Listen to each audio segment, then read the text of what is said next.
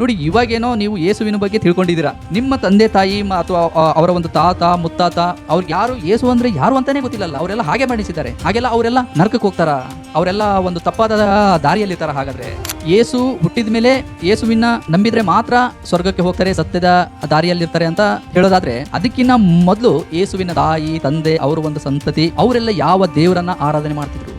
ದೇವರು ನೋಡಿ, ಇಡೀ ಬ್ರಹ್ಮಾಂಡ ಎಷ್ಟಿದೆ ಅಂತ ನಾವು ಪೂರ್ತಿಯಾಗಿ ನೋಡಕ್ ಆಗ್ತಾ ಇಲ್ಲ. ಭಗವಂತನನ್ನ ನಮ್ಮ ಕಣ್ಣಿಂದ ನೋಡಕ್ ಸಾಧ್ಯನಾ?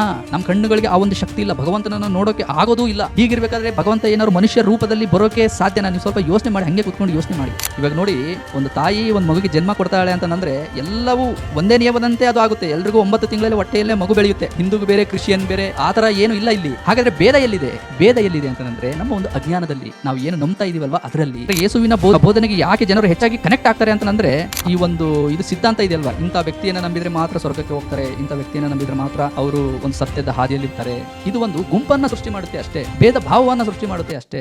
ಲಾಸ್ಟ್ ಟೈಮ್ ಒಂದು ವಿಡಿಯೋ ಮಾಡಿದೆ. ದೇವರು ಅಂದ್ರೆ ಒಂದೇ, ಅದು ಒಂದೇ ಶಕ್ತಿ, ದೇವರು ಒಬ್ಬನೇ ಇದ್ದಾನೆ, ಆ ದೇವರಿಗೇನೆ ಬೇರೆ ಬೇರೆ ಹೆಸರಿಂದ ಕರೀತಾರೆ ಅಂತ ಹೇಳಿ. ಅದಕ್ಕೆ ಹಲವಾರು ಮೆಸೇಜು ಯೇಸು ಒಬ್ಬನೇ ದೇವರು ಅಂತ ಬಂದ್ವು. ನೋಡಿ, ವಾಸ್ತವದಲ್ಲಿ ಯೇಸು ದೇವರ? ಇದ್ರ ಬಗ್ಗೆ ಒಂದು ಸ್ವಲ್ಪ ಯೋಚನೆ ಮಾಡೋಣ. ನೋಡಿ, ಇಲ್ಲಿ ಯಾರದೇ ಒಂದು ಧಾರ್ಮಿಕ ನಂಬಿಕೆಗಳನ್ನ ಅವಹೇಳನೆ ಮಾಡ್ತಾ ಇಲ್ಲ, ಚಿಂತನೆ ಮಾಡೋಣ ಅಷ್ಟೇ. ಇವಾಗ ಒಂದು ವಿಷಯವನ್ನ ನಾವು ನಂಬ್ತಾ ಇದೀವಿ ಅಂತಂದ್ರೆ ಅದು ಹೌದೋ ಅಲ್ವೋ, ಸತ್ಯ ಹೌದೋ ಅಲ್ವೋ ಅದನ್ನ ನಾವು ತಿಳ್ಕೊಬೇಕಲ್ವಾ. ಹಾಗಾಗಿ ಈ ವಿಷಯದ ಬಗ್ಗೆ ಒಂದು ಸ್ವಲ್ಪ ಯೋಚನೆ ಮಾಡೋಣ. ನೋಡಿ, ಮನುಷ್ಯನನ್ನ ದೇವರನ್ನಾಗಿ ಮಾಡೋದು ಅನ್ನೋದಿದೆಯಲ್ವಾ, ಇದು ಎಲ್ಲಾ ಜನಾಂಗದಲ್ಲೂ ಇದೆ, ಇದು ಎಲ್ಲಾ ಮತದಲ್ಲೂ ಇದೆ. ಇವಾಗ ನೋಡಿ, ಬಸವಣ್ಣನವರು ದೇವನೊಬ್ಬ ನಾಮ ಹಲವು, ದೇವರು ನಿರಾಕಾರ ಅಂತ ಹೇಳಿದ್ರು. ಆದ್ರೆ ಈಗ ಬಸವಣ್ಣನನ್ನೇ ದೇವರನ್ನಾಗಿ ಮಾಡಿದ್ದಾರೆ. ಅದೇ ರೀತಿಯಲ್ಲಿ ಸಾಯಿಬಾಬಾ ಸಬ್ಕಾ ಮಾಲಿಕ್ ಏಕ್ ಹೇ ಅಂತ ಹೇಳಿದ್ರು, ಸಾಯಿಬಾಬಾನನ್ನು ದೇವರನ್ನಾಗಿ ಮಾಡಿದ್ರು. ಅದೇ ರೀತಿಯಲ್ಲಿ ಪ್ರವಾದಿಯವರು ಕೂಡ ದೇವರು ಒಬ್ಬನೇ ಇದ್ದಾನೆ ಅಂತ ಹೇಳಿದ್ರು. ಆದ್ರೂ ಕೆಲವೊಬ್ರು ದರ್ಗಕ್ಕೆ ಹೋಗ್ತಾ ಇದ್ದಾರೆ, ಬಾಬಾಗಳ ಹತ್ರ ಹೋಗ್ತಾ ಇದ್ದಾರೆ. ಅದೇ ರೀತಿಯಲ್ಲಿ ಬೈಬಲ್ ಅಲ್ಲಿ ಕೂಡ ಯೇಸು ದೇವರು ಒಬ್ಬನೇ ಇದ್ದಾನೆ ಅಂತ ಹೇಳಿದ್ದಾರೆ, ನೀವು ಅವನನ್ನ ಮಾತ್ರ ಆರಾಧನೆ ಮಾಡಬೇಕು ಅಂತ ಹೇಳಿದ್ದಾರೆ. ಆದ್ರೆ ಕೆಲವೊಬ್ರು ಯೇಸುವನ್ನೇ ದೇವರನ್ನಾಗಿ ಮಾಡಿದ್ದಾರೆ.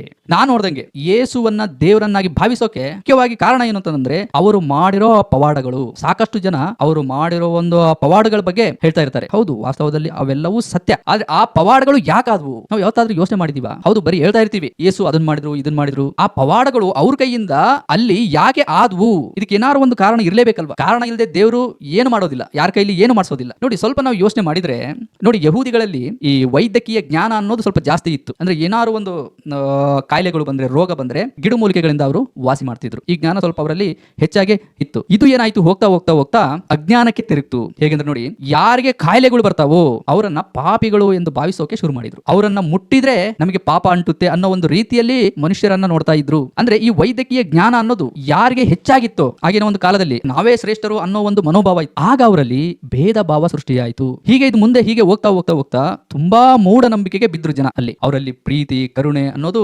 ತುಂಬಾನೇ ಕಡಿಮೆ ಆಗ್ತಾ ಹೋಯ್ತು. ನೋಡಿ, ಒಬ್ಬ ಮನುಷ್ಯನಲ್ಲಿ ಭೇದ ಭಾವ ಸೃಷ್ಟಿ ಆಯ್ತು ಅಂದ್ರೆ ಅಲ್ಲಿ ಪ್ರೀತಿ ಕರುಣೆ ಆಟೋಮೆಟಿಕ್ ಆಗಿ ಕಡಿಮೆ ಆಗೇ ಆಗುತ್ತೆ. ಎದುರುಗಡೆ ಇರೋ ವ್ಯಕ್ತಿ ಒಬ್ಬ ಪಾಪಿ ಅಂತ ಭಾವಿಸಿದ ಅಂತಂದ್ರೆ ವ್ಯಕ್ತಿಯಲ್ಲಿ ಅವನಿಗೆ ಕರುಣೆ ತೋರಿಸೋದಿಲ್ಲ, ಪ್ರೀತಿನೂ ತೋರಿಸೋದಿಲ್ಲ ಅಲ್ವಾ. ಹಾಗಾಗಿ ಇದೇ ರೀತಿಯಲ್ಲಿ ಕಾಲಕ್ರಮೇಣ ಅಲ್ಲಿರೋ ಮನುಷ್ಯರಲ್ಲಿ ಮೂಢನಂಬಿಕೆ ಜಾಸ್ತಿಯಾಗಿ ಇವೆಲ್ಲ ತುಂಬಾನೇ ಕಡಿಮೆ ಆದವು. ಆಗ ನೋಡಿ, ಯೇಸು ಹುಟ್ಟಿದ್ರು. ಅಲ್ಲಿ ಯೇಸುಗಳು ಹುಟ್ಟಿ ಅವ್ರು ಎಂತೆಂತ ಪವಾಡಗಳನ್ನ ಮಾಡಿದ್ರು ನೀವು ಸ್ವಲ್ಪ ಅಬ್ಸರ್ವ್ ಮಾಡಿ. ವೈದ್ಯಕೀಯಕ್ಕೆ ಸವಾಲು ಹಾಕೋ ಒಂದು ಪವಾಡಗಳನ್ನೇ ಅವರು ಮಾಡಿರೋದು. ಏನಂದ್ರೆ ಸತ್ತೋರನ್ನ ಬದುಕಿಸಿದ್ರು, ಕುಷ್ಠ ರೋಗಗಳನ್ನ ವಾಸಿ ಮಾಡಿದ್ರು, ಮತ್ತೆ ಹುಟ್ಟುತ್ತಾನೆ ಯಾರು ಕುರುಡಿರ್ತಾರಲ್ವಾ ಅವ್ರಿಗೆ ಕಣ್ಣುಗಳನ್ನ ಬರೆಸಿದ್ರು.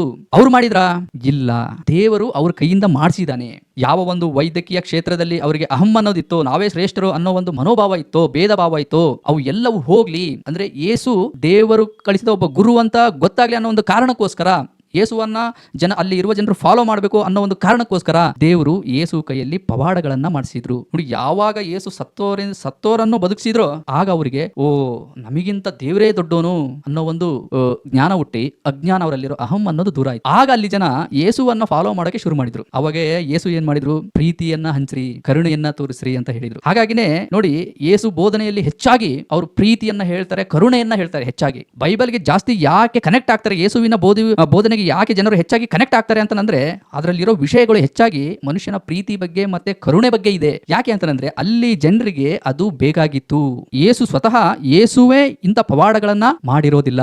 ಇದನ್ನು ಸ್ಪಷ್ಟವಾಗಿ ತಿಳ್ಕೋಬೇಕು. ದೇವರು ಅದನ್ನ ಮಾಡಿಸಿದ್ದಾನೆ, ಭಗವಂತ ಅದನ್ನ ಮಾಡಿಸಿದ್ದಾನೆ. ಯೇಸುನೇ ಹೇಳ್ತಾರೆ, ನನ್ನಷ್ಟಕ್ಕೆ ನಾನು ಏನೂ ಮಾಡೋದಿಲ್ಲ ಅಂತ ಹೇಳಿ. ನೀವು ಬೇಕಾದ್ರೆ ಬೈಬಲ್ ಓದ್ತಾ ಇದ್ರೆ ಗೊತ್ತಾಗುತ್ತೆ. ನನ್ನಷ್ಟಕ್ಕೆ ನಾನು ಏನೂ ಮಾಡೋದಿಲ್ಲ, ನನ್ನ ಇಷ್ಟವನ್ನಲ್ಲ, ನನ್ನನ್ನು ಕಳುಹಿಸಿದಾತನ ಇಷ್ಟವನ್ನು ನೆರವೇರಿಸುವುದಕ್ಕೆ ನಾನು ನೋಡ್ತಿದ್ದೀನಿ.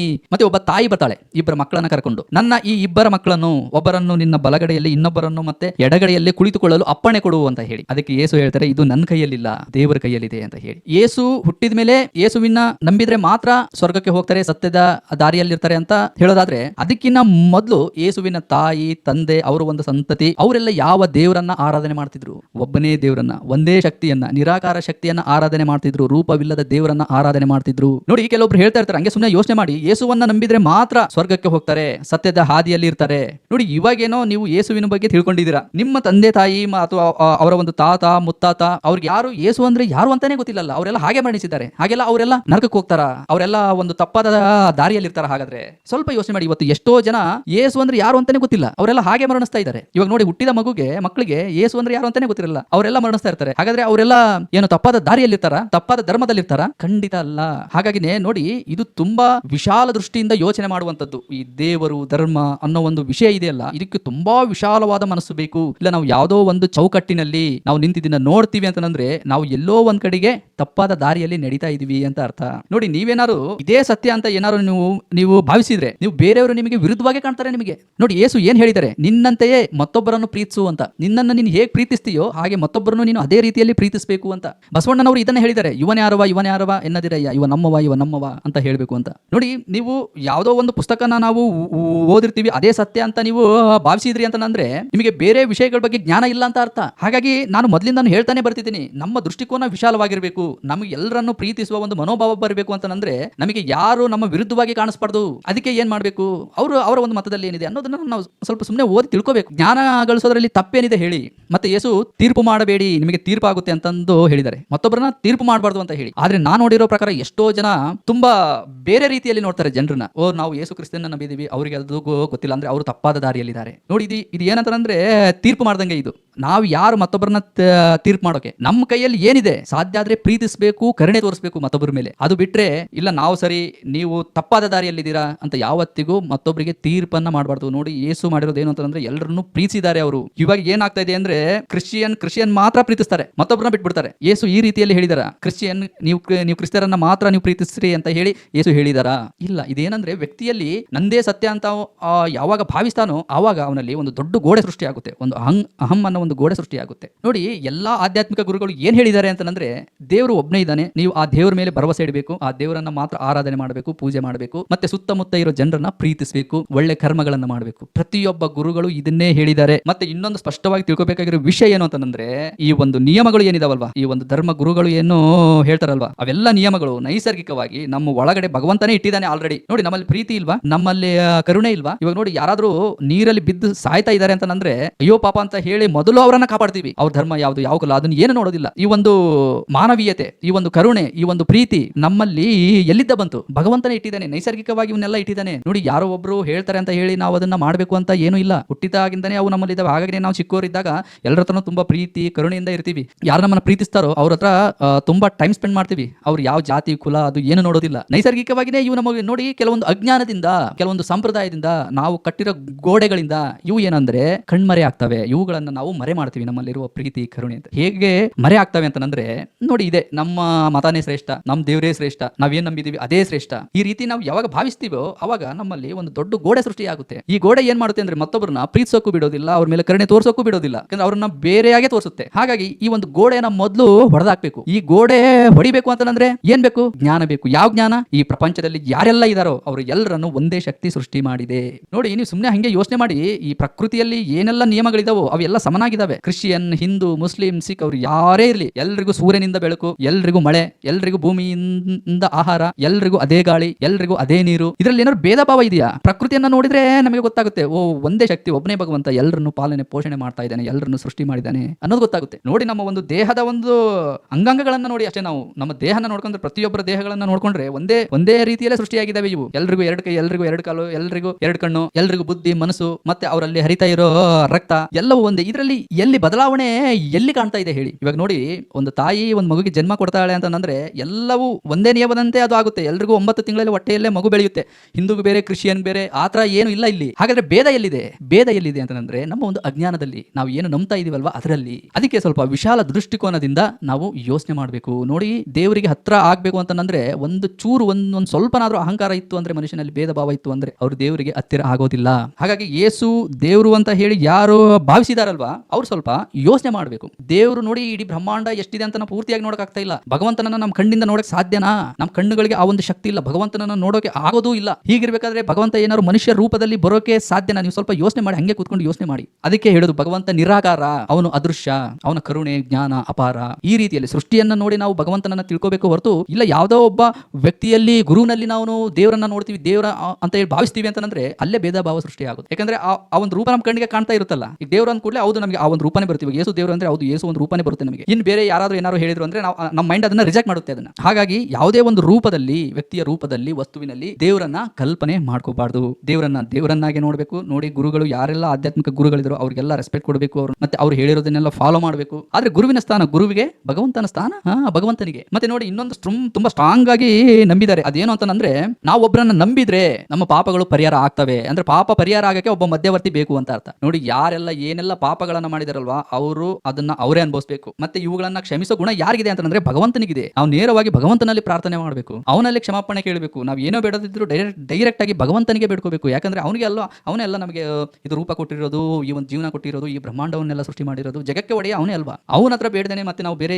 ಯಾರ ಹತ್ರ ಬೇಡಬೇಕು ಹೇಳಿ. ನೋಡಿ, ಆ ಒಂದು ಶಕ್ತಿ ಸೃಷ್ಟಿ ಮಾಡಿರೋ ವಸ್ತುಗಳಲ್ಲಿ ಮನುಷ್ಯರಲ್ಲಿ ಬೇಡಿದ್ರೆ ಇದೇನು ನ್ಯಾಯ ಅನ್ಸುತ್ತಾ? ಮನುಷ್ಯನಿಗೆ ಆ ಒಂದು ಶಕ್ತಿನೂ ಇಲ್ಲ. ಈ ಭೂಮಿ ಮೇಲೆ ಯಾರೆಲ್ಲ ಬದುಕಿದ್ರೆ ಅವರು ಪ್ರತಿಯೊಂದು ಒಂದಲ್ಲ ಒಂದು ರೀತಿಯ ಕರ್ಮಗಳನ್ನ ಮಾಡ್ತಾರೆ. ಇಲ್ಲಿ ಎಲ್ಲರೂ ಸಮಾನರೇ. ಇಲ್ಲಿ ಭಗವಂತನ ಒಂದು ಸೃಷ್ಟಿಯಲ್ಲಿ ಎಲ್ಲರೂ ಸಮಾನರೇ. ಇಲ್ಲಿ ನೋಡಿ, ಸತ್ತ ಮೇಲೆ ಯಾವ ಹಿಂದೂ ಮುಸ್ಲಿಂ ಕ್ರಿಶ್ಚಿಯನ್ ಏನು ಇಲ್ಲ. ಅವ್ರು ಏನೇನೋ ಒಂದು ಸಾಂಪ್ರದಾಯಿಕವಾಗಿ ಇದು ಡ್ರೆಸ್ಗಳಾಗ್ತಿದ್ರು, ಏನಾದ್ರು ಶಿಲಿಬೆ ಆಗ್ತಿದ್ರು ಅಥವಾ ಟೋಪಿ ಆಗ್ತಿದ್ರು, ಮತ್ತೆ ಇನ್ನೇನೋ ನಾಮ ಆಗ್ತಿದ್ರು, ಯಾವುದೂ ಇಲ್ಲ. ಎಲ್ಲವನ್ನು ಬಿಸ್ತಾರೆ. ತಾರ್ಕಿಕವಾಗಿ ಯೋಚನೆ ಮಾಡಬೇಕು. ಭಗವಂತನ ಬಗ್ಗೆ ನಾವು ಯೋಚನೆ ಮಾಡ್ತಾ ಇದೀವಿ, ಭಗವಂತನಿಗೆ ಹತ್ತಿರ ಆಗ್ತಾ ಇದೀವಿ, ಭಗವಂತನ ಬಗ್ಗೆ ಆಲೋಚಿಸ್ತಾ ಇದೀವಿ ಅಂತಂದ್ರೆ ನಮ್ಮ ಮನಸ್ಸು ತುಂಬಾ ವಿಶಾಲವಾಗಿರ್ಬೇಕು. ನೋಡಿ, ಈ ಭೂಮಿ ಮೇಲೆ ಇರೋ ಮನುಷ್ಯರನ್ನೇ ನಾವು ಪ್ರೀತಿಸಲಿಲ್ಲ, ಅವ್ರ ಮೇಲೆ ಕರುಣೆ ತೋರಿಸಲಿಲ್ಲ ಅಂತಂದ್ರೆ ಭಗವಂತ ನಮ್ಮನ್ನ ಹೆಂಗ ಮೆಚ್ತಾನೆ? ಭಗವಂತನಿಗೆ ನಾವು ಹೆಂಗ ಹತ್ರ ಆಗ್ತೀವಿ ಹೇಳಿ? ಹಾಗಾಗಿನೇ ಈ ಒಂದು ಇದು ಸಿದ್ಧಾಂತ ಇದೆಯಲ್ವಾ, ಇಂಥ ವ್ಯಕ್ತಿಯನ್ನ ನಂಬಿದ್ರೆ ಮಾತ್ರ ಸ್ವರ್ಗಕ್ಕೆ ಹೋಗ್ತಾರೆ, ಇಂಥ ವ್ಯಕ್ತಿಯನ್ನ ನಂಬಿದ್ರೆ ಮಾತ್ರ ಅವರು ಒಂದು ಸತ್ಯದ ಹಾದಿಯಲ್ಲಿ ಇರ್ತಾರೆ. ಈ ಒಂದು ಸಿದ್ಧಾಂತ ಅನ್ನೋದು ಏನಿದೆ ಅಲ್ವಾ, ಇದು ಒಂದು ಗುಂಪನ್ನ ಸೃಷ್ಟಿ ಮಾಡುತ್ತೆ ಅಷ್ಟೇ, ಭೇದ ಭಾವವನ್ನ ಸೃಷ್ಟಿ ಮಾಡುತ್ತೆ ಅಷ್ಟೇ. ನೋಡಿ, ಭಗವಂತ ಎಲ್ರಿಗೂ ಒಬ್ಬನೇ ಇದ್ದಾನೆ, ಅವನು ಕಣ್ಣಿಗೆ ಕಾಣೋದಿಲ್ಲ, ಅವನು ಎಲ್ಲಾ ಕಡೆನೂ ವ್ಯಾಪಿಸಿದಾನೆ ಅನ್ನೋ ಸತ್ಯ ನಮ್ಮ ಒಳಗಡೆನೆ ಇದೆ. ಇದು ಕೂಡ ನೈಸರ್ಗಿಕವಾಗಿನೇ ಇದೆ. ಇದು ಇವಾಗ ನೋಡಿ, ಹಂಗೆ ಒಂದು ಸಣ್ಣ ಉದಾಹರಣೆ, ಒಂದು ಹಡಗಲ್ಲಿ ಹಿಂದೂ ಮುಸ್ಲಿಂ ಕ್ರಿಶ್ಚಿಯನ್ ಇದ್ರು ಅಂತ ಅನ್ಕೊಳ್ಳಿ. ಏನೋ ಒಂದು ಅಲ್ಲಿ ಅಪಾಯ ಇತ್ತು ಅವರಿಗೆ. ಆಗ ಅವರು ದೇವರನ್ನ ಬೇಡ್ಕೋಬೇಕು ಅಂತಂದ್ರೆ ಮಂದಿರ ಹುಡ್ಕೋದಿಲ್ಲ, ಚರ್ಚ್ ಹುಡ್ಕೋದಿಲ್ಲ, ಮಸೀದಿ ಹುಡ್ಕೋದಿಲ್ಲ, ಎಲ್ಲಿದ್ದಾರೋ ಅಲ್ಲೇ ಕಣ್ಣು ಮುಚ್ಕೊಂಡು ಭಗವಂತ ಕಾಪಾಡಪ್ಪ ಅಂತ ಹೇಳ್ತಾರೆ. ಅವ್ರವ್ರು ಭಾಷೆಯಲ್ಲಿ ಅವರು ಏನೇನು ದೇವರಿಗೆ ಹೆಸರಿಟ್ಟು ಕರೀತಾರೋ ಆ ಒಂದು ಭಾಷೆಯಲ್ಲಿ ಬೇಡ್ಕೊಂತಾರೆ. ಇವಾಗ ನಾವಾದ್ರೂ ಅಷ್ಟೇ ಅಲ್ವಾ. ಇವಾಗ ಎಲ್ಲೋ ಒಂದ್ ಕಡೆಗೆ ಸಾವಿನಿಂದ ಬಚಾವಾದ್ವಿ ಅಂತಂದ್ರೆ, ಇವಾಗ ಏನೋ ಒಂದು ಸರ್ರನಾಗೆ ನಮ್ಮ ಮುಂದೆ ಬೈಕ್ ಹೋಯ್ತು ಅಂತಂದ್ರೆ, ಅಪಾಯದಿಂದ ಪಾರಾದ್ವಿ ಅಂತಂದ್ರೆ, ದೇವ್ರು ದೊಡ್ಡವನು, ಭಗವಂತ ನೀನಿದೆಯಪ್ಪ ಅಂತ ಹೇಳಿ ಅಲ್ಲಿ ಆನ್ ದ ಸ್ಪಾಟ್ ನಾವು ಬೇಡ್ಕೊಂತೀವಿ. ಅಲ್ಲಿ ಯಾವುದೇ ರೀತಿಯಾದ ವ್ಯಕ್ತಿ ವಸ್ತುಗಳು ಅವು ಇವು ನಮ್ಗೆ ಯಾವ್ದು ನೆನಪಿಗೆ ಬರಲ್ಲ. ಅಂದ್ರೆ ಈ ನೇಚರ್ ನಮ್ಮ ಒಳಗಡೆನೆ ಇದೆ. ಹಾಗಾಗಿನೇ ಇಲ್ಲಿ ಮನುಷ್ಯ ಯಾವ ಭಾಷೆಯಲ್ಲಿ ದೇವರನ್ನ ಪ್ರಾರ್ಥಿಸ್ತಾನೆ, ಯಾವ ಒಂದು ವೇಷದಲ್ಲಿ ಅವನು ದೇವರನ್ನ ಆರಾಧನೆ ಮಾಡ್ತಾನೆ, ಇದು ಮುಖ್ಯ ಅಲ್ಲ. ದೇವರು ಇವನು ಯಾವನು ನೋಡೋದಿಲ್ಲ. ದೇವರು ಮುಖ್ಯವಾಗಿ ನೋಡೋದು ಏನಂದ್ರೆ ಮನುಷ್ಯನ ಹೃದಯ, ನಮ್ಮ ಹೃದಯವನ್ನು ನೋಡ್ತಾನೆ. ನಾವೆಷ್ಟು ಶುದ್ಧವಾಗಿದ್ದೀವಿ, ನಾವೆಷ್ಟು ಸತ್ಯ ನಿಷ್ಠದಿಂದ ಬದುಕ್ತಾ ಇದ್ದೀವಿ, ನಾವೆಷ್ಟು ನ್ಯಾಯವಂತರಾಗಿದ್ದೀವಿ, ನಮ್ಮಲ್ಲಿ ಎಷ್ಟು ಸಮಾನತೆ ಇದೆ, ನಮ್ಮಲ್ಲಿ ಎಷ್ಟು ಪ್ರೀತಿ ಕರುಣೆ ಇದೆ ಅನ್ನೋದನ್ನ ನಮ್ಮ ಹೃದಯವನ್ನ ನೋಡ್ತಾನೆ ಹೊರತು ನಾವು ಆಡೋ ಭಾಷೆ ವೇಷ ಭೂಷಣವನ್ನ ಅಲ್ಲ. ಹಾಗಾಗಿ ಸ್ನೇಹಿತರೆ, ಇಡೀ ಜಗತ್ತಿಗೆ ಒಬ್ಬನೇ ದೇವರಿದ್ದಾನೆ. ಎಲ್ಲಾ ಧಾರ್ಮಿಕ ಗುರುಗಳು ಇದನ್ನೇ ಹೇಳಿದ್ದಾರೆ, ವಸುದೈವ ಕುಟುಂಬಕಂ, ಇಡೀ ಪ್ರಪಂಚ ಒಂದು ಕುಟುಂಬ. ಹಾಗೆ ಬೈಬಲ್ ಅಲ್ಲಿ ಕೂಡ ಎಲ್ಲರೂ ದೇವರ ಮಕ್ಕಳು ಅಂತ ಹೇಳಿ. ಹಾಗೆ ಇಸ್ಲಾಂ ಅಲ್ಲಿ ಕೂಡ ಎಲ್ಲ ಮಾನವರನ್ನು ಒಂದೇ ದೇವರು ಸೃಷ್ಟಿ ಮಾಡಿದ್ದಾನೆ. ಈ ರೀತಿ ಸ್ಪಷ್ಟವಾಗಿ ಇರುವಾಗ ನಾವು ಯಾಕೆ ಭೇದ ಭಾವಗಳನ್ನ ಸೃಷ್ಟಿ ಮಾಡಿ ನಿಮ್ ದೇವರು ಬೇರೆ, ನಮ್ ದೇವರು ಬೇರೆ, ನೀವೇ ಬೇರೆ, ನಾವೇ ಬೇರೆ, ಇದನ್ನೆಲ್ಲ ಯಾಕೆ ಸೃಷ್ಟಿ ಮಾಡಬೇಕು? ನೋಡಿ, ಒಂದು 4 ದಿವಸ ಜೀವನ ಅಷ್ಟೇ. ಒಬ್ರಿಗೊಬ್ರು ಪ್ರೀತಿಯಿಂದ ಬದುಕೋದ್ರಿಂದ ಒಂದು ಅರ್ಥ ಇದೆ. ನಮ್ಮ ಮನಸ್ಸಿಗೆ ತುಂಬಾ ಹಿತ ಅದು. ಒಬ್ಬರಿಗೆ ಪ್ರೀತಿ ತೋರಿಸ್ತಾ ಇದೀವಿ, ಒಬ್ಬರನ್ನ ತುಂಬಾ ಕರುಣೆಯಿಂದ ಮಾತಾಡ್ತಾ ಇದೀವಿ ಅಂತಂದ್ರೆ ಅದು ನಮ್ಮ ಮಾನಸಿಕವಾಗಿ ನಾವು ತುಂಬಾ ಆನಂದದಿಂದ ಇರ್ತೀವಿ.